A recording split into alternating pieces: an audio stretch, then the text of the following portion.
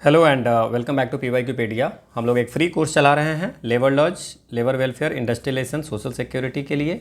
और ये जो कोर्स है वो हर उस एग्जामिनेशन में आपको काम आएगा जहाँ पे labour laws, labour welfare, industrialisation, social security के क्वेश्चन पूछे जाते हैं। पर्टिकुलरली अगर बात करें तो enforcement officer, account officer and assistant provident fund commissioner की जो एग्जामिनेशन है, चाहे वो लेबर इन्फोर्समेंट ऑफिसर और असिस्टेंट लेबर कमिश्नर की एग्जामिनेशन जो UPSC कंडक्ट कराती है, उसमें आपको इसमें क्वेश्चन पूछे जाते हैं। ये हम लोग 40 वीडियो की सीरीज़ है जिसमें हम लोग पूरे कोर्स करेंगे लेबर लॉज के, लेबर वेलफेयर के, इंडस्ट्रियलाइजेशन के, सोशल सिक्योरिटी के, इंक्लूडिंग द 4 जो कोड आए हैं लेबर कोड, उसको भी हम लोग साथ साथ लेकर चलेंगे। आज हमारा 17वीं लेक्चर है, 17th लेक्चर है। इससे पहले हमने 16 लेक्चर किए हैं। 16 लेक्चर में शुरुआत में हम लोगों ने बेसिक कॉन्सेप्ट्स भी किए हैं, देन फिर वेजेज के जितने भी एक्ट्स थे, minimum wages, payment of wages, payment of bonus, equilibration, वो किए। फिर हम इंडस्ट्रियल रिलेशन के जितने भी एक्ट थे, जैसे ट्रेड यूनियन एक्ट हो गया, industrial employment standing order act हो गया, देन फिर इंडस्ट्रियल डिस्प्यूट एक्ट हो गया। फिर हमने कोड ऑन वेजेज भी किया था, कोड ऑन वेजेज 2019 में, कि कौन कौन से ऐसे प्रोविज़न हैं जो डिफरेंट हैं। देन फिर आपको मैंने इंडस्ट्रियल रिलेशन कोड भी किया था। और आज जो हम लोग स्टार्ट करने वाले हैं वो है द फैक्ट्रीज एक्ट 1948। बाकी जितने भी एक्ट हमने कराए हैं सब में इम्पोर्टेंस के आधार पे, इम्पोर्टेंस के अकॉर्डिंग मैंने उसको वेटेज दिया है। इंडस्ट्रियल डिस्प्यूट एक्ट पे बहुत सारे क्वेश्चन पूछे जाते हैं, उसी प्रकार फैक्ट्रीज एक्ट 1948 पे भी बहुत सारे क्वेश्चन पूछे जाते हैं, तो इसको भी हम अच्छे से करेंगे। ठीक है, इसकी PDF आपको टेलीग्राम चैनल PYQ_pedia पे मिल जाएगा, या you can search on the website पे आपको सारी PDF एक जगह पे मिल जाएंगे। ठीक है, सो क्यों ये कोई भी जो एक्ट आता है, अगेन द हिस्ट्री सबसे पहले हम लोग जानते हैं कि what is the need to bring this act, है ना। कोई भी एक्ट आया तो उसको लाने की क्या ज़रूरत आखिर पड़ गई। सो फैक्ट्रीज एक्ट जो है सो ब्रिटिशर के समय में क्या हुआ था कि इंडस्ट्रीज बहुत ज़्यादा जो है सो ग्रो कर रहा था। ठीक है ना, इंडस्ट्री जो है सो ग्रो कर रहा था, जिसमें आपको टेक्सटाइल वाली इंडस्ट्री ज़्यादा और जूट वाली जो इंडस्ट्री थी वो बहुत ज़्यादा ग्रो कर रहा था। सबसे पहले 1800, एक थोड़ी सी हिस्ट्री भी जान लीजिए कि 1818 में सबसे पहला जो है सो कॉटन मिल इंडिया में बनाया गया था। कॉटन मिल कहाँ पे बनाया गया था, ये आपको कैलकाता के पास में फोर्ट ग्लॉस्टर है ना जगह है, वहाँ पे बनाया गया था। बट ये क्या हो गया, 1818 वाला जो है सो इपिक फेलियर रहा था, है ना, फेल कर गया, ये बंद हो गया। फिर 1854 में, है ना, 1854 में आपको दूसरा कॉटन मिल इंडिया में किया गया, है ना, जिसको Bombay spinning and weaving company के द्वारा बनाया गया था। ठीक है, अब यहाँ पे क्या होता था कि देख लो, वर्कर एकदम पसीने से भीगा हुआ है और बहुत ज़्यादा काम करवाया जा, सब थके हुए हैं, और एम्प्लॉयर जो है सो एकदम ज़बरदस्ती काम करवा रहा है। सो इस सिचुएशन जो है सो ख़राब थी, है ना, वेजेज वगैरह कम दे रहे हैं। सो सिचुएशन जो है सो ख़राब थी, तो उसमें क्या हुआ कि 1881 में, 1881 में लॉर्ड रिपन के लीडरशिप में, है ना, रिपन, ये भी याद रखेंगे, लॉर्ड रिपन के लीडरशिप में सबसे पहले जो है सो फैक्ट्रीज एक्ट 1881 पास हुआ। लेकिन फैक्ट्रीज एक्ट जो 1881 पास हुआ उसमें मेनली जो था वो चाइल्ड लेबर का जो है ना, चाइल्ड बच्चों से काम करवाया जाता था, उसको रेगुलेट करने के लिए मेनली वो आया था। ठीक है, एक क्वेश्चन अब इसमें और अराइज होता है कि क्या फैक्ट्री और इंडस्ट्री दोनों सेम चीज़ होता है। सो इंडस्ट्री अगर हम बात करें, टेलीकॉम इंडस्ट्री मतलब जितनी भी ऑटोमोबाइल इंडस्ट्री हो गया या IT इंडस्ट्री हो गया, तो IT इंडस्ट्री एक बड़ा सा हो गया, है ना, जैसे में सारे लोग जहाँ पे पूरी बिजनेस आ गई, है ना, IT इंडस्ट्री बड़ा हो गया। एंड फैक्ट्री जो होता है स्पेसिफिक प्लेस यूनिट, है ना, किसी इंडस्ट्री के अंदर में, जैसे मान लीजिए कि अगर ऑटोमोबाइल इंडस्ट्री होगा तो ऑटोमोबाइल इंडस्ट्री के अंदर में ऑटोमोबाइल मैन्युफैक्चरिंग का भी तो होगा, है ना। सो वो जो एक यूनिट है ना, जहाँ पे मैन्युफैक्चरिंग हो रहा है, so that is the factory. Factor word से फैक्ट्री बना हुआ है। मतलब एक इंडस्ट्री के अंदर में, जैसे ऑटोमोबाइल इंडस्ट्री, उसमें बहुत सारे फैक्ट्री हो सकते हैं, है ना, ये पार्ट बनने की फैक्ट्री या उस पार्ट बनने की फैक्ट्री, है ना। लेकिन एक फैक्ट्री जो होगा, एक इंडस्ट्री में बहुत सारे फैक्ट्री हो सकता है, लेकिन factory is the only part of an industry. But factory जो होगा वो सिर्फ इंडस्ट्री का, है ना, एक पार्ट होगा। ठीक है, ये नहीं कह सकते कि फैक्ट्री में हैव मेनी इंडस्ट्रीज, है ना, फैक्ट्री छोटा यूनिट हो गया। क्लियर। इसके बाद हम लोग हर जगह यही पढ़ते हैं कि पहले हम लोग हिस्ट्री पढ़ते हैं, फिर हम लोग पढ़ते हैं डिफिनीशंस, जो इस एक्ट को चलाने के लिए कुछ डिफिनीशंस की बात की गई है ना। तो उसमें जो कि एडल्ट किसको बोलेंगे, एडोलसेंट किसको बोलेंगे, चाइल्ड किसको बोलेंगे, तो हर वो पर्सन जो 15 साल का उम्र पूरा नहीं किया है उसको हम चाइल्ड बोलेंगे। ठीक है, सेक्शन 2C में ये डिफाइंड है। देन फिर अगर एडोलसेंट बोलेंगे, जो आपको 15 साल तो पूरा कर लिया है पर 18 साल पूरा नहीं किया है, तो उसको एडोलसेंट पे बहुत बार क्वेश्चन पूछा है कि एडोलसेंट किसको बोलेंगे। और 18 प्लस जिसकी हो गई आयु, उसको हम लोग एडल्ट बोलेंगे। So these are the defined in the, आपको इस एक्ट में डिफाइन किया गया है। इसके बाद इसमें कैलेंडर ईयर किसको बोलेंगे, 12 महीने का होगा कैलेंडर ईयर, है ना, और 1 जनवरी से स्टार्ट होगा। यहाँ पे जो अकाउंटिंग ईयर जो हम लोगों ने पढ़ा था वो डिफरेंट था, याद है दूसरे एक्ट, पिछले एक्ट में। ये कैलेंडर ईयर है, that is started from the 1 जनवरी, ठीक है। चाइल्ड हमने डिफाइन कर लिया, यंग पर्सन कर दिया। अब दिन की, डे किसको बोलेंगे, डे मतलब 24 घंटा, है ना, मिडनाइट से स्टार्ट होगा, 12 बजे रात से स्टार्ट होकर के मिडनाइट तक जाएगा, दैट इज द डे का मतलब 24। और वीक का मतलब होता है 7 दिन, है ना, लेकिन वो कब से स्टार्ट है, मिडनाइट ऑन सैटरडे नाइट, है ना, सैटरडे और भी कोई नाइट अगर मान लीजिए कि अगर अप्रूव्ड हो जाएगा कि वीक, हम जैसे कोई वीक अगर स्टार्ट करता है रविवार से, कोई कर सकता है ना, संडे को नाइट में आप 12 बजे से आपको स्टार्ट कर दीजिए, है ना, तो उससे 7 दिन कर सकते हैं, या मंडे से आप कर लीजिए। So that is, but generally जो होता है वो सैटरडे नाइट से स्टार्ट होता है। बाकी अगर कोई आपको वीक कोई और कहीं से स्टार्ट करना है किसी और दिन, तो उसमें आपको अप्रूवल लेना पड़ेगा from the chief inspector of the factories, ठीक है। इसके बाद इस पर भी क्वेश्चन पूछता है कि जो फैक्ट्रीज एक्ट 1948 है उसमें सेक्शन 2K में मैन्युफैक्चरिंग प्रोसेसेस को बताया है कि मैन्युफैक्चरिंग प्रोसेस का मतलब क्या हो गया। मैन्युफैक्चरिंग का मतलब हो गया कोई चीज़ बनाना या उसको चेंज करना, अल्टर करना, है ना।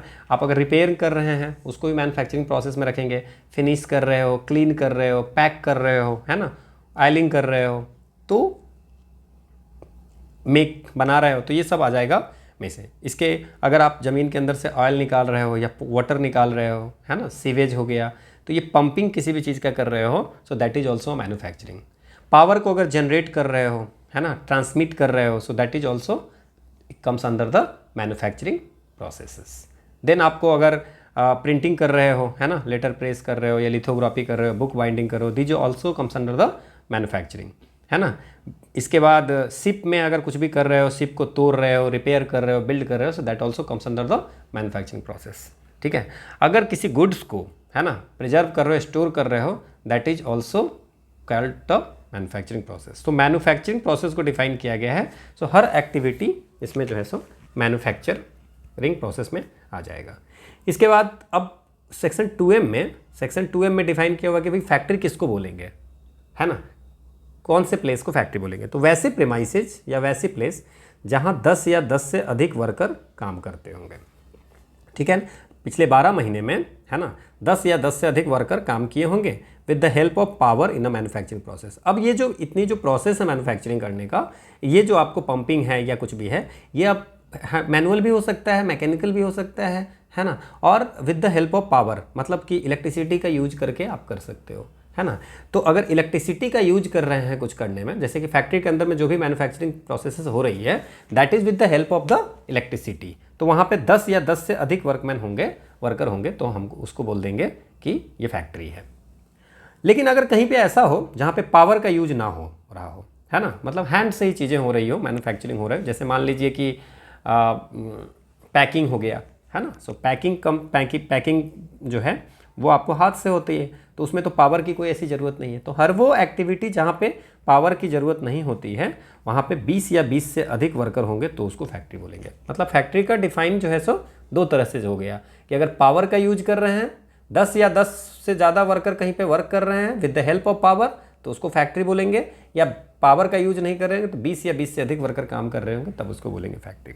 लेकिन इस फैक्ट्री का जो डेफिनेशन है उसमें जो है सो कुछ चीज़ों को कवर नहीं किया गया है। मतलब माइंस एक्ट के अंदर जो वर्कर काम करते हैं उसको माइंस को हम फैक्ट्री नहीं बोलते हैं, तो ये याद रखिएगा। इसके बाद जो आर्म्ड फोर्स है ना, उसकी जो मोबाइल यूनिट होती है उसको हम लोग फैक्ट्री नहीं बोलेंगे, है ना। रेलवे के रनिंग सेट्स हैं उसको हम लोग नहीं बोलेंगे फैक्ट्री। कोई होटल हो, रेस्टोरेंट हो, कोई ईटिंग प्लेस हो, इसको हम लोग फैक्ट्री नहीं बोलेंगे। वेरी वेरी इंपॉर्टेंट, इस पर क्वेश्चंस आपको आते हैं और आ सकते हैं। इसके बाद इसमें इस एक्ट में ऑक्यूपायर को डिफाइन किया गया ना, what is occupier. No, occupier क्या होता है, किसी फैक्ट्री को या किसी भी स्टैब्लिशमेंट को, अब ये फैक्ट्री एक्ट है तो इसमें फैक्ट्री की बात करते हैं, किसी फैक्ट्री को आपको जो कंट्रोल करता है ना, एक होता है ना हेड, ठीक है ना, कि फैक्ट्री कैसे चल रहा है, तो उसको हम लोग बोलते हैं ऑक्यूपायर, ठीक है। अब किसको हम ऑक्यूपायर बोलेंगे, है ना।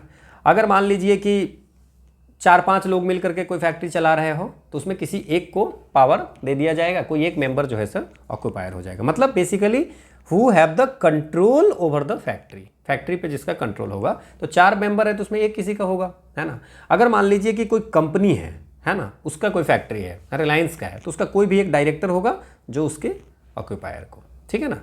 ऑक्यूपायर का बहुत सारा रोल होता है ना, वो हम बात करेंगे। अगर मान लीजिए कि कोई फैक्ट्री है जो गवर्नमेंट चला रही है या गवर्नमेंट के द्वारा कंट्रोल की जा रही है या लोकल अथॉरिटी के द्वारा है, तो गवर्नमेंट किसी को अपॉइंट करेगा, है ना, कि आपकी फैक्ट्री के जितनी भी चीज़ें हैं उसको मैनेज करेंगे, तो हम उसको बोलेंगे ऑक्यूपायर, ठीक है ना। समझ में आ गया। तो ये चीज़ें हमको ध्यान रखना है। उसी तरह सीप का एंड डॉग का भी है आपको, ठीक है, समझ में आ गया। नाउ अब कहते हैं कि अब बात करते हैं हम लोग कि सेक्शन 6 में हम लोगों के बात किया है कि अगर मान लीजिए कोई भी फैक्ट्री है, आप अगर कोई फैक्ट्री नया खोलना चाहते हो या आप क्या करते हो कि किसी फैक्ट्री में एक्सटेंशन कर रहे हो, बढ़ा रहे हो फैक्ट्री को, या कोई कंस्ट्रक्शन वर्क कर रहे हो, तो आप ऐसे नहीं कर सकते। You have to take a prior written permission. किसके द्वारा? स्टेट गवर्नमेंट से आप ले सकते हैं परमिशन, या चीफ इंस्पेक्टर से आप ले सकते हैं, ठीक है। तो चीफ इंस्पेक्टर या इससे आपको परमिशन लेना है कि मतलब हम फैक्ट्री खोलने जा रहे हैं या हम इस फैक्ट्री को एक्सटेंड करने जा रहे हैं, ठीक है ना। मान लीजिए कि अगर आपने स्टेट गवर्नमेंट या चीफ इंस्पेक्टर किसी को आपने अप्लाई किया कि हमको फैक्ट्री खोलना है, 3 महीने तक उन्होंने कोई रिप्लाई नहीं दिया, है ना। एप्लीकेशन मिल गया बट 3 महीने तक कोई रिप्लाई नहीं दिया, तो उसको आप मान लीजिएगा कि आपको परमिशन जो है सो ग्रांट हो गया। मान लीजिए कि अगर उन्होंने रिप्लाई किया और उन्होंने आपकी रिफ्यूज कर दिया, है ना, आपको जो अप्रूवल है या आपको लाइसेंस या रजिस्ट्रेशन दैट इज रिफ्यूज्ड, उस केस में क्या होगा? You can appeal with in 30 days. लगभग हर एक्ट में 30 दिन का ही प्रोविजन है ना। अगर अब किसको अपील करेंगे? अगर मान लीजिए स्टेट गवर्नमेंट के द्वारा रिफ्यूज किया जाएगा तो आप सेंट्रल गवर्नमेंट के पास जा सकते हो, और अगर चीफ इंस्पेक्टर के द्वारा अगर आपको रिफ्यूज किया जाएगा तो आप स्टेट गवर्नमेंट का, बिकॉज स्टेट गवर्नमेंट के अंदर में चीफ इंस्पेक्टर आता है। नाउ अगर मान लीजिए, फिर से मैं ये कह रहा हूँ कि अगर आपको मैनेजर चेंज करना है, जैसे मान लीजिए कि मैनेजर देखभाल करता है, so you have to want to change the manager of the factory, या कोई ऑक्यूपायर आप मैनेजर चेंज करना चाहते हो, है ना। ऑक्यूपायर तो चेंज होगा नहीं, ऑक्यूपायर तो डायरेक्टर्स वगैरह हैं, है ना, या ऑक्यूपायर ही भी आप अगर चेंज कर रहे हो तो you have to inform the inspector, है ना, ठीक है। और चीफ इंस्पेक्टर को भी आपको विद इन 7 डेज, है ना, जिस दिन चेंज करोगे उसके 7 दिन के अंदर आपको बताना पड़ेगा कि I am changing the manager of this company, ठीक है।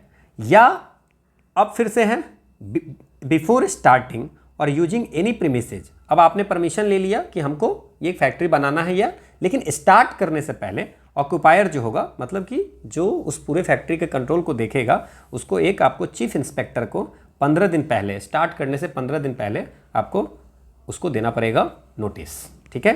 मैनेजर को चेंज करना होगा तो 7 दिन पहले, बाकी स्टार्ट करना होगा, जैसे कंस्ट्रक्शन वर्क हो गया, now we are going to start this factory, है ना, उस पर काम करना, तो उस केस में 15 दिन पहले आपको बताना पड़ेगा, ठीक है।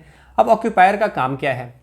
अब वर्कर का चाहे हेल्थ हो, सेफ्टी हो, वेलफेयर हो, उसको देखेगा, मशीन सब सेफ हो, है ना, हैंडलिंग सेफ होता हो, है ना, उसकी स्टोरेज सही हो, ट्रांसपोर्ट मटेरियल की ट्रांसपोर्टेशन, मतलब जितनी भी है, वर्कर को ट्रेन करना हो, वर्कर को इंस्ट्रक्शन देना है, सुपरवाइज करना है ना, एंट्री एग्जिट सेफ होना चाहिए, हेल्दी एनवायरनमेंट प्रोवाइड करना, वेलफेयर फैसिलिटी प्रोवाइड करना, है ना। तो ये सारी चीज़ें, सेफ्टी पॉलिसी को बनाना और उसको फिर लोगों को शेयर करना, so these are the duty. क्योंकि जिसके पास में आपको फैक्ट्री का कंट्रोल है तो उनकी तो ड्यूटी होगा ही होगा, है ना। सेम अगर जो मैन्युफैक्चरर है या इंपोर्टर्स हैं, उसकी ड्यूटी क्या है ना, कि ऐसी डिज़ाइन हो जो मशीन सेफ हो, है ना। और इंपोर्ट अगर करना है तो वैसी ही मशीन को आप इंपोर्ट करोगे, बाहर से भेजोगे, या बाहर इंपोर्ट करोगे, मतलब कि आयात करोगे, बाहर से कंपनी से खरीदोगे, जो मशीन सेफ होगा, जो आर्टिकल सेफ होगा। ऐसा नहीं कि वहाँ से आप कुछ भी खरीद लोगे, ख़राब चीज़ें खरीद लोगे, है ना। इसके बाद यू हैव टू टेस्ट, है ना, आपको कोई भी चीज़ की जो मैन्युफैक्चरिंग है तो आपको नेसेसरी टेस्ट भी करने पड़ेंगे, ठीक है ना। उसकी पूरी इन्फॉर्मेशन आपको वर्कर को देने पड़ेंगे जो उस मशीन को चलाएगा, है ना। अब इम्पोर्टेड जो आइटम होगा वो आपको इंडियन का जो स्टैंडर्ड है ना, उसका नहीं कि आप खराब चीज़ें ला करके यहाँ पे जो है सो बेचोगे, है ना। तो इंडियन स्टैंडर्ड को या इंडिया से हायर स्टैंडर्ड को मीट करना चाहिए, ठीक है ना। तो ये सारी चीज़ें हैं। फिर बिजनेस को कंट्रोल वगैरह जो इसमें होते हैं, है ना। तो ये सारी चीज़ें जो इनकी ड्यूटी होती है, बेसिक्स हैं। अब स्टेट गवर्नमेंट अपॉइंट करते हैं इंस्पेक्टर क्या करते हैं, और स्टेट गवर्नमेंट अपना और एरिया उनका फिक्स कर देते हैं। देखिए हर जगह हमने पढ़ा है, हर एक्ट में लगभग इंस्पेक्टर का है कि स्टेट गवर्नमेंट या सेंट्रल गवर्नमेंट अपॉइंट करते हैं इंस्पेक्टर। अब कहता है कि गवर्नमेंट ना एक चीफ इंस्पेक्टर भी कर सकता है, मतलब कि पूरे स्टेट के लिए, ऑल ओवर द स्टेट के लिए एक चीफ इंस्पेक्टर हो जाएगा और उसके नीचे जो है सो इंस्पेक्टर लोग वर्क करेंगे डिफरेंट डिफरेंट एरिया में, ठीक है ना। डिस्ट्रिक्ट मजिस्ट्रेट जो डीएम होते हैं वो बाय डिफ़ॉल्ट उस एरिया के, उस डिस्ट्रिक्ट के आपको जो है सो उस डिस्ट्रिक्ट के आपको उस डिस्ट्रिक्ट के जो है सो इंस्पेक्टर हो जाते हैं। अब बात करते हैं इंस्पेक्टर की पावर की, तो वो किसी भी प्रेमाइसेज में इंटर कर सकते हैं, उनको देख सकते हैं, है ना, उस पर एक्शन ले सकते हैं, उनकी रिकॉर्ड को सीज कर सकते हैं, ठीक है ना। तो वर्कर की सेफ्टी को प्रोटेक्ट करने के लिए तो ये आपको वो और जो हमारी एक्ट है उसको लागू कराने के लिए कर सकते हैं। लगभग हर एक्ट में ये प्रोविज़न है, ठीक है। इसके बाद एक इंपॉर्टेंट है सर्टिफाइंग सर्जन, है ना। तो स्टेट गवर्नमेंट अपॉइंट करेंगे सर्टिफाइंग सर्जन्स, है ना, और उनका काम क्या होगा, जो डॉक्टर्स होंगे, है ना, उसको सर्टिफाइंग सर्जन्स अपॉइंट करेंगे और उनका काम होगा, जैसे मान लीजिए कि कोई यंग पर्सन जॉब कर रहा है तो they are fit for that job और नॉट, वो एग्जामिन कर सकते हैं और सर्टिफाई करेंगे हाँ this young person is fit for this job, है ना। इसके बाद कोई अगर डेंजरस जॉब्स या प्रोसेसेस में वर्क करता है तो उसके जो उसको एग्जामिन करना, है ना। फैक्ट्री में हेल्थ कंडीशन जो वर्कर की होगा, जैसे मान लीजिए कि कोई नई मटेरियल्स आप इंट्रोड्यूस किए तो क्या वो नया मटेरियल जो आपके यूज कर रहे हैं वो वर्कर के हेल्थ को हार्म कर रहा है ना, तो ये सारी सर्टिफाइंग सर्जन एक डॉक्टर होते हैं, वो हेल्थ वगैरह पे ध्यान देते हैं, यही है।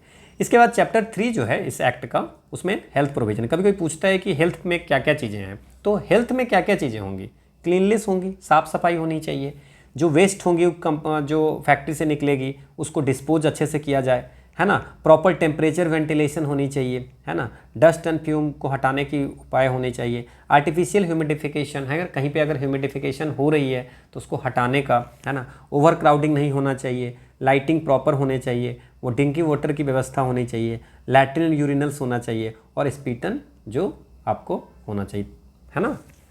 नाउ अब हम एक एक प्रोविज़न को आपको समझाते हैं, ज़्यादा इसमें पीएचडी नहीं करना है ना, थोड़ा सा आपको आइडिया होना चाहिए कि फैक्ट्री अगर कोई भी होगा तो वो क्लीन होना चाहिए, है ना। और इसमें क्या है कि हर दिन जो है सो गंदगी साफ़ करना है, मतलब डेली आपको गार्बेज वगैरह हटाने हैं, डेली जो है सो आपको गंदगी हटाने हैं।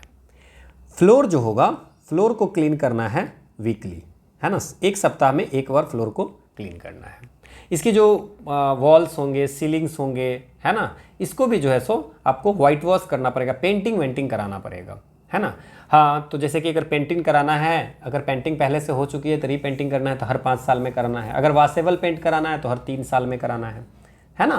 तो ये सारी चीज़ें, जैसे जो दरवाजे हैं, खिड़कियाँ हैं, फ्रेम्स हैं, उसको 5 साल पे आपको कम से कम फिर से पेंट कराना पड़ेगा और जो भी चीज़ें कराएंगे उसको रिकॉर्ड में रखेंगे। इसके बाद मैंने बता ही दिया कि सेकंड जो है सो disposal of waste and effluents, है ना। उसमें क्या है कि फैक्ट्री में जितनी भी वेस्ट निकलती है या वेस्ट वाटर है उसको आपको ट्रीटेड सेफली आपको करना है। देन वेंटिलेशन, मैंने कहा कि वर्क रूम जहाँ पे लोग काम कर रहे हैं वहाँ पे प्रॉपर वेंटिलेशन होनी चाहिए, है ना, फ्रेश एयर आनी चाहिए, है ना, टेम्परेचर मेंटेन होना चाहिए, है ना। अगर मान लीजिए किसी फैक्ट्री में किसी जो वर्क रूम है वहाँ पे हाई हीट जनरेट होता है तो उसका सेपरेशन इंसुलेशन की व्यवस्था होनी चाहिए, है ना। अगर कोई डस्ट है, फ्यूम है ना, इसको एग्जॉस्ट लगा करके उसको हटाना चाहिए, है ना, ठीक है ना। और जो भी जो इंजन चलती है उसके जो फ्यूम्स वगैरह आते हैं, धुएं वगैरह, वो आउटसाइड जाने चाहिए, है ना। रूम जहाँ पे वर्क हो रहा है वहाँ पे ये ओवर क्राउड नहीं होना चाहिए, ठीक है ना, ठीक है ना। तो इसको आपको, जो पुरानी फैक्ट्री है, जैसे मान लीजिए 1948 से फैक्ट्री है, उसके लिए था कि 9.9 क्यूबिक मीटर से काम चल जाएगा। बट नई फैक्ट्री आफ्टर कमिंग दिस, मतलब इस एक्ट के आने के बाद, ये पहले जो बन चुकी है उसकी तो ठीक है, बट अगर जो नई फैक्ट्री बनेगी उसमें 14.2 क्यूबिक मीटर की आपको स्पेस पर वर्कर होने चाहिए। फिर लाइटनिंग है, सफिशिएंट लाइटनिंग होनी चाहिए, नेचुरल हो चाहे आर्टिफिशियल हो, है ना। इसके बाद जो खिड़कियाँ हैं, है ना, वो सब जो है सो पूरा क्लीन होना चाहिए सो दैट की विजिबिलिटी रहे, है ना। ड्रिंकिंग वाटर की व्यवस्था होनी चाहिए, सेफ ड्रिंकिंग वाटर जो है सो हर जगह पे होना चाहिए और वो पर लिखा होना चाहिए कि ड्रिंकिंग वाटर है ना। जिस लैंग्वेज में वर्कर को समझ में आए, लार्ज मैक्सिमम वर्कर जिसमें होंगे, जिस लैंग्वेज को जानते होंगे उस लैंग्वेज में ड्रिंकिंग वाटर लिखना पड़ेगा। और जो भी सोर्स ऑफ कॉन्टेमिनेशन होगा, जैसे लैट्रिन यूरिनल, उससे कम 6 मीटर की दूरी बना करके वो जो है सो ड्रिंकिंग वाटर का होगा। लेकिन इसमें एक प्रोविज़न है जो आपको याद रखना है कि 250 वर्कर से ज़्यादा अगर होगा, किसी फैक्ट्री में अगर 250 वर्कर से ज़्यादा होगा तो गर्मी के समय में, समर में आपको कूल वाटर की व्यवस्था करनी पड़ेगी, है ना, वाटर कूलर की व्यवस्था करना पड़ जाए। फिर लैट्रिन एंड यूरिनल्स है ना, तो हर मेन हो या वीमेन हो उसके लिए पर्याप्त मात्रा में आपको टॉयलेट, है ना, और होने चाहिए, वो भी वेंटिलेटेड, उसमें लाइटिंग होनी चाहिए, क्लीन होनी चाहिए। And you have to a sweeper staff, है ना, कि आपको साफ़ सफाई करने वाले एक स्वीपर स्टाफ भी होगा। यहाँ पे भी एक चीज़ याद रखना है कि अगर 250 वर्कर से ज़्यादा होंगे, है ना, तो वहाँ पे वीकली आपको क्लीन करनी ही है, ठीक है ना। वॉल टाइल्ड होने चाहिए, सैनिटरी टाइप होगा, ठीक है, तो ये सब पता है। फिर स्पुटून के बाद तो थूक फेंकने वाला, है ना, तो इनफ स्पुटून्स जो है सो आपको प्रोवाइड करने हैं। और कहीं पे भी जाकर के वर्कर थूक नहीं सकता है ना, अगर ऐसा करेगा तो 5 रुपये का आपको वायलेशन अगर करेगा इसको तो 5 रुपये का फाइन हो सकता है। तो ये सारी प्रोविज़न जो है सो आपको हेल्थ में है, ये सब for the welfare of the health जो है सो वर्कर का कैसे ठीक रहेगा उसके लिए ये सारी चीज़ें लिखी हुई है, आपको PDF मिल जाएगी, वहाँ पे आप देख लेंगे। इसके बाद है कि अगर मान लीजिए कि मूविंग पार्ट, कोई मशीन सब चलता रहता है ना, मशीन सब, तो उसमें डेंजरस पार्ट है, तो उसको मोटर चल रहा है या लेथ मशीन चल रहा है या गियर्स वगैरह, है ना, तो ये सब अगर जो है मूविंग पार्ट ऑफ मशीन है तो उसको आपको चारों तरफ जो है सो अच्छे से फेंसिंग करना पड़ेगा, सो दैट कि वर्कर कोई टच होकर के मतलब कि उसको डेथ ना हो जाए या उसको इंजरी ना हो जाए, है ना। अगर मान लीजिए कि अगर कोई वर्कर को अगर मूविंग मशीन के आसपास में काम करना पड़ेगा, जैसे लुब्रिकेशन या बेल्ट एडजस्टमेंट, ठीक है ना, तो वहाँ पे सिर्फ ट्रेंड पर्सन जो होगा, देखिए अब कुछ प्रोविज़न है इसके लिए कोई आपको PhD नहीं करना है, नॉर्मल सी बात है कि हम फैक्ट्रीज एक्ट बनाए थे लोगों की सेफ्टी के लिए, उसके हेल्थ के लिए, है ना, वेलफेयर के लिए बनाया था, तो डेफिनेटली हम इसमें जो है जितनी भी प्रोविजन है उसमें इस तरह की चीज़ें आएंगी। कुछ डाटा बस आपको याद रखना है, बाकी सारी प्रोविज़न तो वैसी ही है ना। ट्रेंड एडल्ट मेल वर्कर होने चाहिए, है ना, जो आपको लाइट फिटिंग क्लॉथ पहनेंगे, है ना, तो वो उन लोगों को सिर्फ अलाउ करेंगे। और इसमें एक चीज़ है कि अगर रनिंग मशीन कहीं पे है ना, तो वहाँ पे आपको विमेन और यंग पर्सन को आपको क्लीन करने के लिए आपको नहीं भेज सकते हो, ठीक है। अब मान लीजिए, जैसे मान लीजिए कि यहाँ तक मशीन है, ठीक है, और यहाँ से वर्कर वॉक करते हैं, तो इसका कहना है कि अगर कहीं यहाँ पे जो अगर कोई मूविंग बेल्ट चल रही है, मूविंग मशीन चल रही है, तो उसके कम से कम 45 सेंटीमीटर तक, है ना, 45 सेंटीमीटर के बाद ही वर्कर का आने जाने का रास्ता होना चाहिए। लिफ्ट होने चाहिए, है ना, और लिफ्ट को हमें हर 6 महीने पे चेक होना चाहिए, लिफ्ट होना चाहिए, है ना। इसके बाद जो क्रेन है, रोप्स, पुलीज वगैरह जो हैं उसको हमेशा हर 12 महीने पे चेक करना है, ओवरलोड नहीं होना चाहिए। सब आसान सा क्वेश्चन है ना। जो फ्लोर्स है, स्टेयर्स हैं, है ना, जो पासेज हैं, है ना, वो सब स्ट्रांग होना चाहिए, क्लीन होना चाहिए, उसमें कोई ऑब्स्टेकल नहीं होना चाहिए। इसके बाद वर्कर्स जो होगा वो इतना भी वजन नहीं उठाएगा जिससे कि उसको हार्म हो जाए, है ना। तो ये सब प्रोविज़न दिया हुआ है, तो ये सब तो बाय डिफ़ॉल्ट क्या कहते हैं उसको, एम्प्लॉयर को सोचना चाहिए, बट एम्प्लॉयर नहीं सोचता है, इसके कारण से जो है सो हम लोग को गवर्नमेंट को एक्ट लाना पड़ा, है ना। अब वर्कर को कहीं भी खुला हुआ जो है ना, टैंक्स हैं, पिट्स हैं, उसमें आपको जो है सो जहाँ से हो सकता है कि हार्मफुल गैसेज निकले वहाँ पे एंट्री नहीं करना है, अनलेस एंड अनटिल उसको जो है सो कोई प्रॉपर जो है सो इक्विपमेंट ना पहने, कोई सेफ्टी रोप्स ना बांधे, तब तक में जो है सो उसके अंदर नहीं घुसना है, ठीक है ना। इसके बाद एक चीज़ और है कि अगर फैक्ट्री में मान लीजिए कि कहीं लग रहा है कि एक्सप्लोजन नहीं होना चाहिए, एक्सप्लोजन कहीं पे आग वाग नहीं लगे, तो उसके लिए क्या है कि आपको प्रॉपर जो है फ्लेम्स या स्पार्क्स जहाँ से निकलते हैं उससे दूरी बना के रखना है वहाँ पे, है ना, ठीक है। तो ये सब ध्यान रखना है। कोई भी वेल्डिंग हीटिंग जो होगा वो आपको इनफ्लेमेबल सब्सटेंस के पास नहीं, कहीं पेट्रोल रखा हुआ वहाँ पे आप वेल्डिंग कर रहे हो, तो ये सब चीज़ें नहीं हो, जिससे कि हर वो एक्टिविटी नहीं करना है जिससे कि आपको जो है सो एक्सप्लोजन हो सके, ठीक है ना। इसके बाद आग लगने से बचने के लिए भी फैक्ट्री में प्रोविज़न रखना चाहिए कि अगर आग लग गया उस केस में सेफ एग्जिट भी होनी चाहिए, और फायर फाइटिंग इक्विपमेंट भी होना चाहिए जिससे कि अगर आग लग गया तो उससे बचाया जा सके, ठीक है ना। इसके बाद फायर ड्रिल के लिए वर्कर को ट्रेन करना चाहिए, एस्केप रूट होना चाहिए कि कहाँ से भागना है। अब ये प्रोविज़न आपको इंपॉर्टेंट होना है। सेफ्टी ऑफिसर, सेक्शन 14V में सेफ्टी ऑफिसर के बात की है कि हर वो फैक्ट्री जहाँ पे 1000 से ज़्यादा वर्कर होगा, ठीक है, तो वहाँ पे और वहाँ पे रहेगा कि कुछ सेफ्टी का रिस्क है, तो वहाँ पे आपको गवर्नमेंट जो है सो सेफ्टी ऑफिसर को अपॉइंट करने के लिए बोल सकता है। तो ये 1000+ वर्कर वाले प्रोविज़न याद रखेंगे। इसके बाद एक और चीज़ है 41A सेक्शन में है, section is not important, again I am saying site appraisal committee की बात किया गया है। ठीक है, अब मान लीजिए कि कोई फैक्ट्री है जहाँ पे हजार्डस चीज़ें होती है, हजार्डस प्रोसेसेस हो रही है, तो वहाँ पे स्टेट गवर्नमेंट बना सकती है कि उस साइट अप्रेजल कमेटी कि अगर कोई फैक्ट्री ऐसी खोली जा रही है जहाँ पे हजार्डस प्रोसेसेस होंगी या कोई फैक्ट्री को एक्सपेंड कर रहे हैं हजार्डस प्रोसेस वाले के लिए, तो उसके लिए गवर्नमेंट बनाएगी साइट अप्रेजल कमेटी। ठीक है, अब साइट अप्रेजल कमेटी वो अप्रूव करेगी कि हाँ यहाँ पे हम इसको अलाउ करें या ना करें, है ना। तो साइट अप्रेजल कमेटी में चेयरमैन होंगे चीफ इंस्पेक्टर, जो पूरे स्टेट के जो इंस्पेक्टर के हेड होंगे, है ना वो।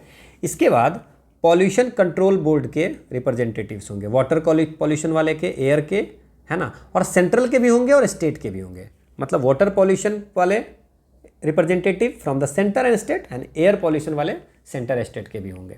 ठीक है ना।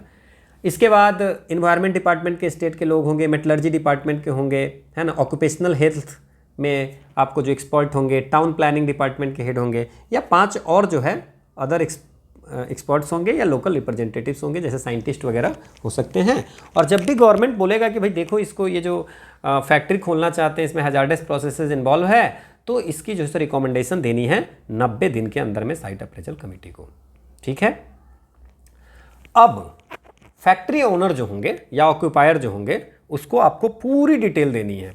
अगर मान लीजिए कि हमारे यहाँ जो काम हो रहे हैं वर्कर कौन है ना, वर्कर को भी देने हैं इन्फॉर्मेशन, चीफ इंस्पेक्टर को देने हैं, लोकल अथॉरिटी और नियर बाई पब्लिक को भी देना है, आसपास के पब्लिक को भी, कि हम कौन सा काम कर रहे हैं, इससे क्या इम्पैक्ट हो सकता है, पूरी डिटेल देना है कि इस काम का रिस्क क्या हो सकता है, हेल्थ पे क्या इशू हो सकता है, सेफ्टी क्या क्या ध्यान रखना है। ठीक है, और same cheese at the time of registration occupier को सबमिट करना पड़ता है और उसको बार कंटिन्यूसली आप अपडेट करते रहेंगे। ठीक है ना, कि आप वेस्ट को कैसे डिस्पोजल करने का प्लान कर रहे हैं, इमरजेंसी प्लान आपके पास में है कि नहीं है, कि अगर मान लीजिए कुछ ऐसा डिजास्टर हो जाते हैं, और ये सब इमरजेंसी प्लान जाकर के चीफ इंस्पेक्टर को देंगे और चीफ इंस्पेक्टर इसको अप्रूव करेंगे। ठीक है, इसके बाद अगर मान लीजिए कि कंपनी पहले से कोई काम कर रही है और अब उसको कोई हजार्डस चीज़ें करना चाह रही है जिससे हेल्थ पे इफेक्ट होगा, तो स्टार्ट करने के 30 दिन के पहले आपको बिफोर 30 डेज आपको चीफ इंस्पेक्टर को आपको नोटिफाई करना पड़ेगा। ठीक है, अगर ये सब काम आप नहीं करते हो तो आपकी लाइसेंस हो सकती है कैंसिल। इसके बाद जो भी इक्विपमेंट है उसको हैंडल करना है, ट्रांसपोर्ट करना है, किसी चीज़ को स्टोर करना, डिस्पोज करना है, किसको, हजार्डस सब्सटेंस को, तो वो आपको पब्लिकली आपको पब्लिश करनी पड़ेगी। ठीक है, इसके बाद ऑक्यूपायर का ये भी ड्यूटी है कि जो वर्कर काम करते हैं उसके हेल्थ और मेडिकल रिकॉर्ड्स जो है सो आपको रखना पड़ेगा। ठीक है ना, और क्वालिफाइड सुपरवाइजर को आपको रखना पड़ेगा जो कि उस हैजार्डस सब्सटेंस को हैंडल करने में आपको क्वालिफाइड हो। देन मेडिकल टेस्ट करो, कोई भी हैजार्डस वर्क करने से पहले उसका वर्कर का मेडिकल टेस्ट होना चाहिए। 1 साल काम कर लिया है ना कम से कम, तो उसके बाद आपको जो है सो टेस्ट होना चाहिए, और काम छोड़ रहा है तो देखना है कि क्या इम्पैक्ट पड़ रहा है था उस हैजार्डस वर्क का। अगर मान लीजिए कोई सीरियस एक्सीडेंट हो जाता है या कुछ इमरजेंसी हो जाता है किसी हैजार्डस फैक्ट्री में, तो उस केस में सेंट्रल गवर्नमेंट बनाती है एक इंक्वायरी कमेटी जहाँ पे चेयरमैन और 2 मेंबर्स होते हैं। ये आपको देखते हैं कि भाई किस कारण से इन्वेस्टिगेट करते हैं कि आखिर एक्सीडेंट हुआ तो क्यों हुआ, है ना, सेफ्टी का कहीं फेल्योर तो नहीं है, और इसको कैसे प्रिवेंट कर सकते हैं वो भी सजेस्ट करता है। But this is the advisory nature का, ये गवर्नमेंट को जो बताती है inquiry committee, that is the advisory. ठीक है, मान लीजिए कि अगर किसी कंपनी में, किसी फैक्ट्री में कोई सेफ्टी स्टैंडर्ड्स नहीं है, ठीक है ना, या इनएडिक्वेट है, पूरा सही नहीं है, तो सेंट्रल गवर्नमेंट जो है सो आपको एक्सपर्ट को भेज सकती है और एक्सपर्ट को ऑर्डर कर सकती है भैया इस फैक्ट्री के लिए इमरजेंसी स्टैंडर्ड बनाइए, और जो सेंट्रल गवर्नमेंट बनाएगी वो आपको लीगली बाइंड होगा उस फैक्ट्री पे।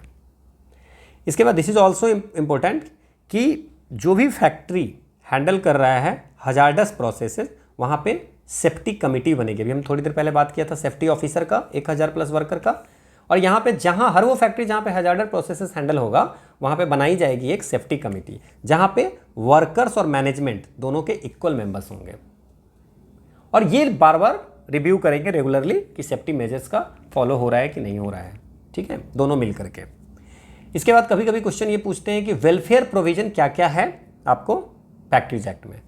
तो हम लोग जो पहले पढ़े थे that is the health, that is needed, worker की हेल्थ के लिए चीज़ें था कि क्लीन होना चाहिए, वेंटिलेशन होनी चाहिए, ह्यूमिडिफिकेशन ज़्यादा नहीं होनी चाहिए, ये सारी चीज़ें।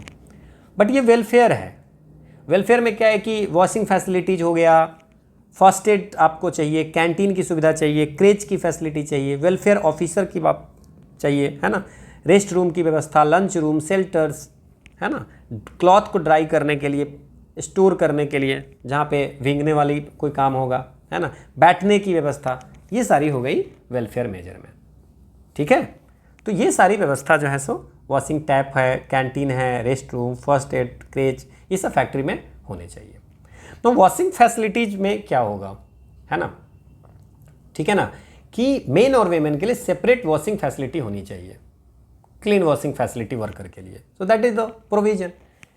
कैंटीन में क्या है कि जहां भी 250 वर्कर से ज़्यादा वर्कर काम कर रहे होंगे तो आपको बात होगी कैंटीन की। बस इतना याद रखिए। फर्स्ट एड में याद रखिए कि हर फैक्ट्री में फर्स्ट एड बॉक्सेज होने चाहिए, ठीक है, और हर 150 वर्कर पे एक एड बॉक्स होने चाहिए, ठीक है ना, क्लियर। अगर किसी फैक्ट्री में 500 से ज़्यादा वर्कर काम कर रहे हैं तो वहाँ पे एम्बुलेंस रूम होना चाहिए, जहाँ पे नर्सिंग स्टाफ होंगे, मेडिकल इक्विपमेंट्स होंगे, है ना, सो एम्बुलेंस रूम होने चाहिए। ये भी याद रखें, रनिंग नोट्स बनाइए, दैट इज द, उसी से फ़ायदा आपको होगा, है ना। इसके बाद हर वो फैक्ट्री जहाँ पे मोर देन 150 वर्कर काम कर रहे होंगे तो एम्प्लॉयर को रेस्ट रूम, शेल्टर रूम देना पड़ेगा, लंच रूम देना पड़ेगा, जहाँ पे वाटर, ड्रिंकिंग वाटर की व्यवस्था होगी। अगेन द रूम जो होगा उसमें प्रॉपर लाइट होगा, वेंटिलेशन होगा, है ना, क्लीन होगा, है ना। इसके बाद हर वो फैक्ट्री जहाँ पे 30 या 30 से अधिक विमेन वर्क करती है वहाँ पे क्रेच की फैसिलिटी दी जाएगी, जो 6 साल से कम के बच्चे के लिए क्रेच की फैसिलिटी वहाँ पे होंगे, ठीक है। इसके बाद हम लोगों ने बात किया था कि भाई चलो ये सब ठीक है, अब हम लोग बात करेंगे कि वेलफेयर ऑफिसर की। हम सेफ्टी ऑफिसर पढ़े थे, अब है वेलफेयर ऑफिसर, कि हर वो फैक्ट्री जहाँ पे 500 या उससे अधिक वर्कर काम करते हैं तो वहाँ पे अपॉइंट किए जाएंगे वेलफेयर ऑफिसर, और उसकी क्या क्वालिफिकेशन होगी, सर्विस कंडीशन, ये सब नहीं। आप बस इतना याद रखेंगे कि सेफ्टी ऑफिसर के लिए 1000 प्लस वर्कर होने चाहिए, वेलफेयर ऑफिसर के लिए 500 प्लस वर्कर होने चाहिए। क्लियर, यहाँ तक कोई दिक्कत नहीं है आपको, ठीक है। और सेफ्टी कमेटी के लिए वो तो हर जहाँ पे हजार्डस प्रोसेसेस हो रही होगी वहाँ पे बनानी है, वहाँ पे एम्प्लॉयर और वर्कर दोनों के लोग होंगे। इसके बाद फिर आइए, दिस इज ऑल्सो इंपॉर्टेंट, एक कोई भी एडल्ट वर्कर मतलब मोर देन 18, एक सप्ताह में 48 घंटे से ज़्यादा काम नहीं करेगा, और एक सप्ताह में, जनरली तो संडे, वैसे वर्कर को कम से कम एक सप्ताह में एक दिन की छुट्टी मिलेगी, ठीक है। इसके बाद एक साथ किसी भी कारण से भी एक वर्कर लगातार 10 दिन बिना छुट्टी के काम नहीं करेगा, ठीक है। अगर मान लीजिए अगर कोई एग्जेम्पशन दे दिया गवर्नमेंट ने, कोई जरूरी काम है उस कारण से हॉलीडे नहीं दे रहे हैं, ठीक है ना, तो आपको मान लीजिए कि अप्रूव करवा लिए कि भाई एक ये जरूरी काम है जिस कारण से हम हॉलीडे नहीं किए हैं, कर दे रहे हैं, अथॉरिटी से अप्रूव करा लिए। सो उस केस में आपको जितने हॉलीडे बचेंगे, है ना, एक ड्यू टू एग्जेम्पशन रूल, अगर कोई एग्जेम्प्ट कर दिया तो उस केस में आपको सेम नंबर ऑफ हॉलीडे आपको अगले 2 महीने में, जैसे मान लीजिए कि इस महीने में आपको एक हॉलीडे, 4 हॉलीडे देना था, बट आप किसी कारण से कोई इमरजेंसी वर्क हो गया, है ना, युद्ध चल रही है, उसमें जो है सो कोई चीज़ प्रोवाइड करने हैं, है ना, मान लीजिए ऐसी कोई सिचुएशन आ गई तो आपको जो है सो हॉलीडे नहीं मिला, तो अगले 2 महीने के अंदर में आपको जो है सो जितना हॉलीडे था वो आपको देना है। एक दिन में कोई भी वर्कर 9 घंटे से ज़्यादा काम नहीं करेगा, और एक वर्कर 5 घंटे लगातार काम नहीं करेगा, 5 घंटे से ज़्यादा नहीं काम करेगा, ठीक है। 9 घंटे से ज़्यादा नहीं काम करेगा, 5 घंटे से ज़्यादा कंटिन्यूसली नहीं करेगा। अगर कम से कम उसको 5 घंटे ज़्यादा कर सकता है, बट उसको चाहिए 30 मिनट का ब्रेक। अब स्टेट गवर्नमेंट को इच्छा है कि नहीं 5 घंटा को 6 घंटा कर दें, तो स्पेशल केस में तो कर सकती है, कोई दिक्कत नहीं है। इसके बाद एक स्प्रेड ओवर है। स्प्रेड ओवर का मतलब क्या होता है कि total work hours in a day. जैसे मान लीजिए कि अगर वर्क आवर, स्प्रेड ओवर जो होता है वो, उसमें आपको रेस्ट ब्रेक्स भी जो है सो काम होता है, मतलब 10.5 घंटा से ज़्यादा कोई नहीं कर सकता है। इसका मतलब 5 आवर किया काम, फिर 30 मिनट का ब्रेक, है ना, और फिर 5 आवर, तो 10.5 घंटा से ज़्यादा स्प्रेड ओवर नहीं होना चाहिए। मतलब स्प्रेड ओवर का मतलब टाइम जिसमें रेस्ट भी इंक्लूड है। अब चीफ इंस्पेक्टर को मन होगा तो इसको 12 भी कर सकता है, जैसे चीफ इंस्पेक्टर को मन हुआ तो 6 कर दिया। वह एक स्पेशल अगर कुछ सर्कमस्टांसेज आ गया उस केस में, ठीक है। अगर मान लीजिए कि नाइट शिफ्ट करवा रहे हैं, जैसे मान लीजिए आप काम कर रहे हैं, काम करते करते 12 बज गए रात के, ठीक है ना, तो 12 बज गए, ठीक है, कोई दिक्कत नहीं। लेकिन आप जैसे मान लीजिए कि अगर 12 बज गए तो आपको मान लिया जाएगा, मतलब कि आपके काम करने थे 6 बजे तक कि आपने 12 बजे तक काम कर लिया। सो ऑन दैट केस 12 बजे, जैसे ही 12 बजा तो आपको उसको हम लोग काउंट करेंगे नाइट शिफ्ट में, और जैसे ही आपकी छुट्टी होगी उसके 24 घंटा आपको नाइट शिफ्ट में, है ना, 24 शिफ्ट खत्म होते ही 24 घंटे की आपको छुट्टी मिल जाएगी। समझ में आया? अब क्या है, अगर मान लीजिए कि कोई वर्कर सप्ताह में 48 घंटे से ज़्यादा काम कर रहा है या दिन में 9 घंटे से ज़्यादा कर रहा है काम, तो उसको मिलेगा overtime wage. Overtime wage जो होगा, जो वेज है उसका दुगुना, ये भी याद रखेंगे हम लोग। हाँ जी, अब क्या है, बच्चों की एंट्री नहीं है ना, 14 साल से कम के बच्चे की एंट्री नहीं है, स्कूल जाना है इनको, है ना, 14 साल से कम के बच्चों को एंट्री नहीं है वर्क में। अगर कोई भी वर्कर जो होगा वो आपको एक दिन में 2 फैक्ट्री में काम नहीं करेगा, अगर कोई रूल्स ऐसा गवर्नमेंट चीफ इंस्पेक्टर ने बनाया तो ठीक है, अदरवाइज नहीं। विमेन का तो किसी भी हाल में 9 घंटे से ज़्यादा आपको दिन में काम नहीं कराना है, और रात 7 बजे से सुबह 6 बजे तक विमेन से काम नहीं करवाना है, ठीक है। अगर स्टेट को लग रहा है कि नहीं इसको 7 को 10 कर देते हैं तो 10 कर सकते हैं, बट 10 PM से 5 PM तो पक्का ही नहीं करवाना है, ठीक है। चाइल्ड लेबर का बैन मैंने बता दिया है। अब एक बच्चा जो 14 से ज़्यादा एज है, ठीक है, या उसको हम एडल्सेंट बोल देते हैं, वो फैक्ट्री में काम कर सकता है, लेकिन उसके लिए आपको देने पड़ेंगे फिटनेस सर्टिफिकेट कि हाँ ये जो पर्सन है, ये जो एडल्सेंट है वो काम यहाँ पे कर सकता है। तो जो डॉक्टर होगा, जो हम सर्टिफाइंग सर्जन पहले पढ़ा था हम लोगों ने, वो उस यंग पर्सन को एग्जामिन करेगा कि भैया ये इस फैक्ट्री में काम करने के लिए फिट है कि नहीं, ठीक है। समझ में आ गया? 14 प्लस होगा तो फिजिकल स्टैंडर्ड्स को मीट कर रहा है कि नहीं, और एडल्ट 15 प्लस होगा तो फिट फॉर फुल वर्क है कि नहीं। और जो सर्टिफिकेट देंगे वो 12 महीने के लिए वैलिड होगा विद द कंडीशंस, ठीक है ना। अगर मान लीजिए कि रिफ्यूज करके सर्टिफिकेट देना या सर्टिफिकेट रिवोक कर दिया तो उनको रीजन देना पड़ेगा। अब जो बच्चे हैं जो 14 प्लस हैं, 14 से नीचे तो बात ही खत्म है, उनको जो है आपको 4.5 घंटे से पर डे से ज़्यादा जॉब नहीं करनी है, 10 बजे से 6 बजे तक काम नहीं करने हैं, 2 शिफ्ट में काम नहीं करने हैं, है ना। वीकली हॉलीडे उनको मिलेगा ही मिलेगा, एक फैक्ट्री से ज़्यादा में नहीं काम कर सकते हैं। और जो लड़की होगी अंडर 14 वो आपको 8 बजे से 7 बजे तक नहीं काम, है ना, मतलब 8 बजे से 7 बजे तक कर सकती है, मतलब 7 बजे से लेकर के 8 AM तक, 7 बजे रात से 8 बजे सुबह तक वो काम नहीं करेगी girl under 14। Medical checkup inspector कराएगा। इंस्पेक्टर को अगर लग रहा है कि कोई सर्टिफिकेट जो ये बच्चा जो है ये आपको उस एज का नहीं है या फिट नहीं है, तो वो आपको फेस मेडिकल एग्जामिनेशन के लिए बात कर सकता है, और जब तक उसको फिट नहीं किया जाएगा तब तक वो काम नहीं करेगा, सिंपल सा है। अब लीव रूल्स, है ना, अगर कोई वर्कर 240 दिन काम करता है ना, 240 दिन इन कैलेंडर ईयर, तो उसको हर 20 दिन पे एक छुट्टी, और बच्चा होगा, चिल्ड्रन होगा तो 15 दिन पे एक डे, ठीक है। समझ में आ गया? अब जो 240 दिन में होगा उस दिन में अगर अर्न लीव को ये लिया होगा, या मैटरनिटी लीव गर्ल्स के केस में होगा, ले ऑफ किया होगा अगर कंपनी ने, तो वो सब भी काउंट होगा, ठीक है। तो ये आपको ध्यान रखना है।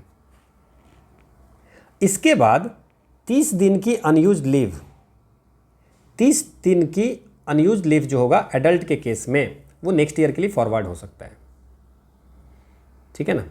और मान लीजिए कि कोई वर्कर छोड़ दिया या डिसमिस हो गया, रिटायर कर दिया, तो उसका जो होगा अनयूज्ड लीव का आपको पेमेंट मिलेगा, अभी भी मिलता है ना, और सेंट्रल गवर्नमेंट भी मिलता है।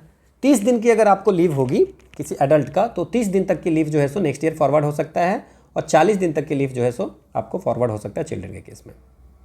अगर मान लीजिए छुट्टी आपने अप्लाई किया और रिफ्यूज हो गया, तो भी आपको वो फॉरवर्ड कैरिंग फॉरवर्ड हो जाएगा। समझ में आ गया? अगर पब्लिक यूटिलिटी सर्विस में है, पब्लिक यूटिलिटी सर्विस में, that is the essential services, तो वहाँ पे लीव के लिए आपको 30 दिन पहले आपको लीव के लिए अप्लाई करना पड़ेगा, अदरवाइज वैसे नॉर्मल केस में 15 दिन, ठीक है, नॉर्मल केस में 15 दिन। समझ में आ गया? अगर मान ली बीमार पड़ गए तो उनको छुट्टी देना ही है। इतना याद हो गया। और लीव के समय में वेज जो है सो जितना डेली वेजेज का मिलता है उतना मिलेगा। ठीक है। अगर मान लीजिए ऑक्यूपेशनल डिजीज हो गई, जैसे एस्बेस्टस वाली फैक्ट्री में डिजीज है ना, तो स्टेट गवर्नमेंट उस केस में एक्सपर्ट्स को अपॉइंट कर सकती है कि इसके कारण क्या है इन्वेस्टिगेट करने के लिए। और जो इंक्वायरी कमेटी होगी उसकी पूरी पावर होगी एज अ सिविल कोर्ट की पावर। ठीक है। और वो रिपोर्ट आपको जो है सो क्या कारण है, ऑब्जर्वेशन, फाइंडिंग, ये सब जो है सो गवर्नमेंट को देगी और गवर्नमेंट में पब्लिश दैट रिपोर्ट। समझ में आ गया।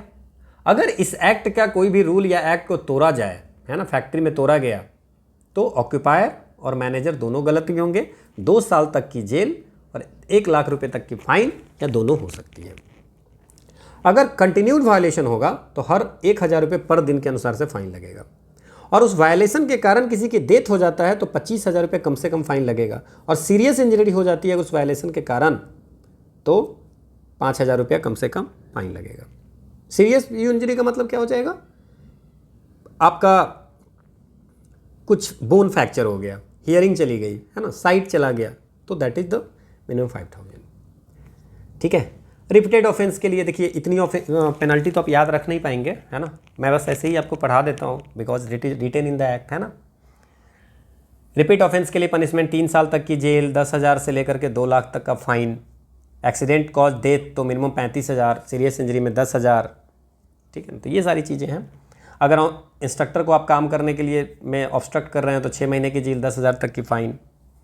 ठीक है ना। अगर हजार्डस प्रोसेस का वायलेशन कर रहे हैं रूल्स को तो 7 साल तक की जेल, 2 लाख तक की फ़ाइन है। कंटिन्यू करते हो तो 5,000 तक पर वीक, है ना। ये सब चीज़ें हैं। 1 साल से ज़्यादा अगर आप इसको वायलेशन कंटिन्यू करते हो तो 10 साल तक की जेल है। ये सारी प्रोविजंस हैं, है ना। अगर वर्कर कोई रूल को ब्रेक करता है तो 500 रुपये तक का फ़ाइन लगेगा। अगर चाइल्ड से आप जो है सो 2 फैक्ट्री में काम कर रहे हैं तो पेरेंट गार्जियन जो होंगे उसको फ़ाइन कराएंगे। अगर किसी बच्चे से आप 2 फैक्ट्रीज में 1 दिन में काम करवा रहे हो तो 1,000 रुपये का फ़ाइन लगेगा। ठीक है ना। अगर मान लीजिए कि इंस्पेक्टर गए और उस समय वहाँ पे कोई पर्सन आपको इनसाइड फैक्ट्री के अंदर मिला वर्किंग आवर में, है ना, रेस्ट और मील के समय छोड़ के, तो मान लिया जाएगा कि वर्कर है अनलेस एंड अनटिल आप प्रूव नहीं करोगे कि ये कौन है। ठीक है ना। अब ओनर्स एज टू एज, अगर मान लीजिए कि कोई कम एज का दिख रहा है ना, तो ये आपको एक्यूज्ड का बर्डन है कि प्रूव करना कि वो अंडर एज नहीं है ना। ओनर्स एज टू एज का मतलब यही होता है कि जैसे मान लीजिए कि अगर किसी को लग रहा है कि आपका एज कम है तो ये आपको बर्डन है कि you have to proof that कि हाँ आपका एज जो है सो। Then cognizance of offence. Cognizance of offence में है कि कोर्ट को तब तक आपके केस को नहीं लेगा जब तक कि इंस्पेक्टर या गवर्नमेंट जो है सो फाइन मतलब कि विदाउट, या तो इंस्पेक्टर करेगा कोर्ट में और नहीं तो इंस्पेक्टर से परमिशन लेकर के कोई कंप्लेन करेगा। सिर्फ फर्स्ट क्लास मजिस्ट्रेट या प्रेसिडेंसी मजिस्ट्रेट ऑफेंस को ट्राई कर सकता है। अगर उनके फैसले से आप, है ना, इंस्पेक्टर के ऑर्डर से आप खुश नहीं हो तो 30 दिन के अंदर आप जो है सो अपील कर सकते हो। इसके बाद फैक्ट्री को आपको नोटिस डिस्प्ले करना चाहिए लोकल लैंग्वेज में लोगों के लिए। तो ये सब बेसिक चीज़ें हैं जो कि हम लोग हर जगह पढ़े हैं, है ना। इस पर बहुत ज़्यादा क्वेश्चन नहीं आते हैं, है ना। एक बार गो थ्रू करके रखना कि इफ़ अगर ऐसे क्वेश्चन, क्योंकि पेनाल्टीज़ अगर हम बात करें तो हर एक्ट में पेनाल्टीज़ है। हर एक्ट में देखो कि रूल्स बना सकती है, वो पार्लियामेंट में रखना पड़ेगा, स्टेट गवर्नमेंट रूल बनाएंगे तो स्टेट लेजिस्लेचर में रखना पड़ेगा। हर जगह इंस्पेक्टर के अपॉइंटमेंट है, हर जगह इंस्पेक्टर को पब्लिक सर्वेंट माना गया है ना। ये सारी चीज़ें लगभग हर एक्ट में, और हर एक्ट में मैं बताता हूँ, है ना। तो वो सब कॉमन चीज़ें हो गई। ठीक है।